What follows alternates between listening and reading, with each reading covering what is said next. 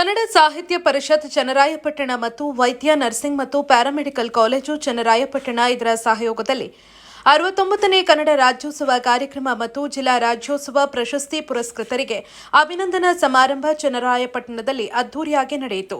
ಕಾರ್ಯಕ್ರಮದಲ್ಲಿ ಜಿಲ್ಲಾ ರಾಜ್ಯೋತ್ಸವ ಪ್ರಶಸ್ತಿ ಪುರಸ್ಕೃತರು, ಚನ್ನರಾಯಪಟ್ಟಣ ತಾಲೂಕಿನ ಸಾಧಕರು ಹಾಗೂ ಬೇರೆ ಕ್ಷೇತ್ರದ ಸಾಧಕರನ್ನು ಸನ್ಮಾನಿಸಲಾಯಿತು.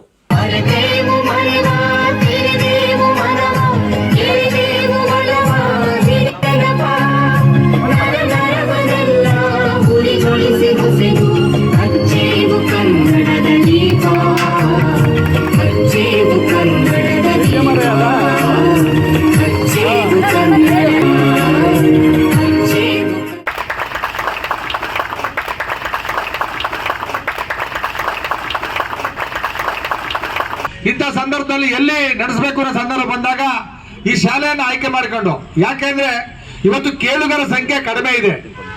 ಏಳುಗರ ಸಂಖ್ಯೆಗಿಂತ ಕೇಳುಗರ ಸಂಖ್ಯೆ ಕಡಿಮೆ ಇರೋದ್ರಿಂದ ಮುಂದಿನ ಪ್ರಜೆಗಳಾದ ನೀವು ಈ ದೇಶವನ್ನ ಮುನ್ನಡೆಸ್ತಕ್ಕಂಥವ್ರು. ಯಾಕಂದ್ರೆ ಆರೋಗ್ಯದ ಒಂದು ಪೂರ್ವಭಾವಿ ಇಲಾಖೆಯಲ್ಲಿ, ಪೂರ್ವಭಾವಿ ಸಂಸ್ಥೆಯಲ್ಲಿ ಕೆಲಸ ಮಾಡ್ತಾ ಇರ್ತಕ್ಕಂಥವ್ರು ನಿಮ್ಮ ಮಧ್ಯೆಯಲ್ಲಿ ಮಾಡಿದ್ರೆ ಬಹುಶಃ ನೂರಾರು ಸಾವಿರಾರು ಜನರಿಗೆ ವಿಷಯ ತಲುಪುತ್ತೆ ಅಂತ ಹೇಳಿ ಒಂದು ರಾಜ್ಯೋತ್ಸವನ ಇಲ್ಲಿ ನಡೆಸ್ತಾ ಇದೀವಿ. ಇಂಥ ಸಂದರ್ಭದಲ್ಲಿ ಬಹುಶಃ ಬಂಧುಗಳೇ, ನಿಮಗೆಲ್ಲ ಗೊತ್ತಿದೆ, ಈ ದೇಶ ಹಲವಾರು ವರ್ಷಗಳ ಕಾಲ ಪರಕೀಯರ ಪಾಲಾಗಿ ಬ್ರಿಟಿಷ್ನವರು ಸುಮಾರು 800 ವರ್ಷಗಳ ಕಾಲ ಆಳ್ವಿಕೆಯನ್ನ ಮಾಡಿ ಬಿಟ್ಟೋದಂತ ಸಂದರ್ಭದಲ್ಲಿ ಬಹುಶಃ ಕನ್ನಡ ನಾಡಿನಲ್ಲಿ ಅದರದೇ ಆದಂತಹ ಒಂದು ಸಮಸ್ಯೆ ಇತ್ತು. ದೇಶದಲ್ಲಿ ಒಂದು ಸಂವಿಧಾನವನ್ನ, ದೇಶ ಹೇಗೆ ನಡಿಬೇಕು ಅಂತಕ್ಕಂಥ ರೀತಿಯಲ್ಲಿ ಸಂವಿಧಾನವನ್ನು ಬರೆದ್ರು, ಅದೇ ರೀತಿಯಲ್ಲಿ ಬಹುಶಃ ಅದಕ್ಕೆ ಹೋಲಿಕೆ ಆಗ್ತಾ ಇದ್ರು ಕೂಡ ಕನ್ನಡ ನಾಡು ನುಡಿಗೆ ಸಂಬಂಧಪಟ್ಟ ಹಾಗೆ ಕನ್ನಡ ನಾಡಿನಲ್ಲಿ ಎಲ್ಲ ಭಾಷಿಗರು ವಾಸ ಮಾಡ್ತಾ ಇದ್ರು. ಹೈದರಾಬಾದ್ ಹೋದ್ರೆ ಆ ಕಡೆ ಹೈದರಾಬಾದ್ ಕಡೆ ಇದ್ರು, ಈ ಕಡೆ ಹೋದ್ರೆ ತೆಲುಗು ಮಾತಾಡೋರಿದ್ರು, ಮತ್ತೆ ಈಗೆಲ್ಲ ಮಿಶ್ರಣ ಮಾಡಿ ಮದ್ರಾಸ್ ಕಡೆ ಹೋಗಿ ಕನ್ನಡಿಗರು ಎಲ್ಲ ಕಡೆ ಹರಿದು ಹಂಚು ಹೋಗಿದ್ರು. ಈ ಕನ್ನಡ ರಾಜ್ಯೋತ್ಸವದ ಶುಭ ಕಾಮನೆಗಳನ್ನ ಬಯಸುತ್ತಾ, ಇದೊಂದು ಅಭೂತಪೂರ್ವವಾಗಿರ್ತಕ್ಕಂತಹ ಅವಕಾಶ ಅಂತ ಹೇಳಿ ನಾನಾದರೂ ಕೂಡ ಭಾವಿಸ್ತೇನೆ. ಇಂತಹ ಕಾಲಘಟ್ಟದಲ್ಲಿ ಕನ್ನಡ ರಾಜ್ಯೋತ್ಸವವನ್ನು ಕುರಿತು ತಿಳ್ಕೊಳ್ತಕ್ಕಂತಹ ಸನ್ನಿವೇಶ, ಇಲ್ಲಿ ಭಾಷಣ ಮಾಡೋದಕ್ಕಿಂತಲೂ ಕೂಡ ನಾನು ಕೂಡ ತಿಳ್ಕೊಳ್ತಕ್ಕಂತಹ ಒಂದು ಸನ್ನಿವೇಶವನ್ನು ಒದಗಿಸಿಕೊಟ್ಟಂತಹ ವೇದಿಕೆಗೆ ನಾನು ನಮಿಸುತ್ತಾ, ಮದ್ರಾಸ್ನ ಪ್ರಾಂತ್ಯವನ್ನು ಒಳಗೊಂಡಂತೆ ಬಳ್ಳಾರಿ ಮತ್ತು ದಕ್ಷಿಣ ಕನ್ನಡ ಜಿಲ್ಲೆಗಳನ್ನು ಸೇರಿ ಮೈಸೂರು ಒಡೆಯರ ಆಳ್ವಿಕೆಗೆ ಒಳಪಟ್ಟಂತಹ ಮೈಸೂರು, ಮಂಡ್ಯ ಮತ್ತು ಹಾಸನ, ಉಳಿದವು ಸ್ವತಂತ್ರ ಸಂಸ್ಥಾನಗಳು ಸುಮಾರು 20 ಭಾಗಗಳು ಇದ್ವು. 1950ಕ್ಕೆ ಮೊದಲು ಹಂಚಿ ಹೋಗಿದ್ದಂತಹ ಇವುಗಳನ್ನು ಒಂದುಗೂಡಿಸಲು ಹೋರಾಟ ನಡೆದದ್ದನ್ನೇ ನಾವು ಕರ್ನಾಟಕದ ಏಕೀಕರಣ ಅಂತ ಹೇಳಿ ಗುರುತಿಸ್ತೇವೆ.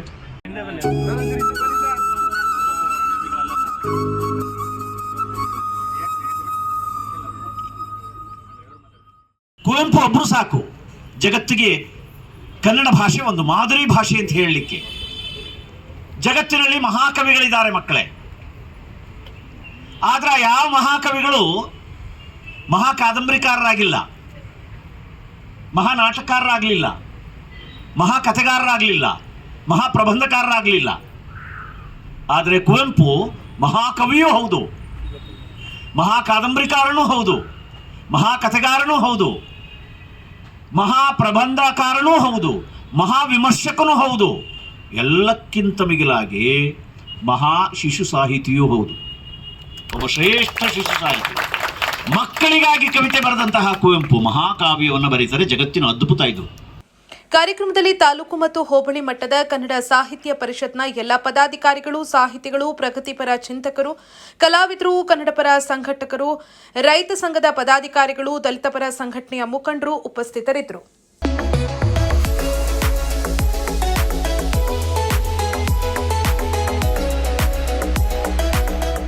ನೀವು ನಿಮ್ಮ ಫ್ಯಾಮಿಲಿ ಜೊತೆ ಅಥವಾ ಸ್ನೇಹಿತರ ಜೊತೆ ದುಬೈ ಟೂರ್ ಹೋಗೋ ಆಲೋಚನೆ ಇದೆಯಾ?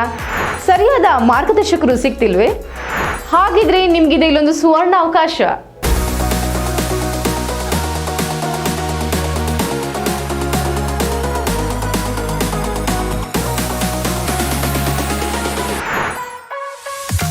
ಕಡಿಮೆ ವೆಚ್ಚದಲ್ಲಿ ಕರ್ನಾಟಕದ ಪ್ರಸಿದ್ಧ ಟ್ರಾವೆಲ್ ಈಸಿ ವತಿಯಿಂದ 5 ರಾತ್ರಿ 6 ದಿನಗಳ ದುಬೈ ಶಾಪಿಂಗ್ ಫೆಸ್ಟಿವಲ್ ಟೂರ್ ಆಯೋಜಿಸಲಾಗಿದ್ದು, ವಿಶೇಷ ರಿಯಾಯಿತಿ ದರದಲ್ಲಿ EMI ಆಪ್ಷನ್ ಕೂಡ ಲಭ್ಯವಿದೆ.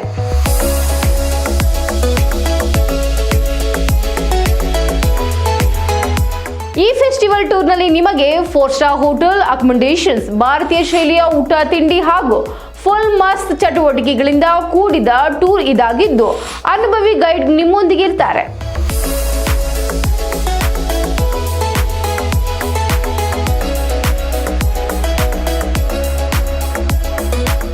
ಸೈಟ್ ಸೀಯಿಂಗ್ ಪ್ಲೇಸಸ್ ಅಲ್ಲಿ ನೀವು ಮಿರಾಕಲ್ ಗಾರ್ಡನ್ ಮತ್ತು global village, Burj Khalifa, fountain show and under water zoo at Dubai mall, marine cruise with dinner, desert safari with belly dance, Abu Dhabi city tour with Hindu temple, Ferrari world, Dubai city tour with Dubai frame photo stop, future of museum ಹಾಗೂ ಇನ್ನು ಅನೇಕ ಪ್ರೇಕ್ಷಣೀಯ ಸ್ಥಳಗಳನ್ನ ನೋಡಬಹುದು, ಸುತ್ತಾಡಬಹುದು. ಆಸಕ್ತರು ಪ್ರವಾಸಿ ವೆಚ್ಚ ಹಾಗೂ ಇನ್ನಿತರ ಯಾವುದೇ ಮಾಹಿತಿಗಾಗಿ ಹಿಂದೆ ಸಂಪರ್ಕಿಸಿ. ಟ್ರಾವೆಲ್ ಈಸಿ, ಬುದ್ಧ ಮಾರ್ಗ, ವಿದ್ಯಾನಗರ, ಹಾಸನ 9591027265 7899173517.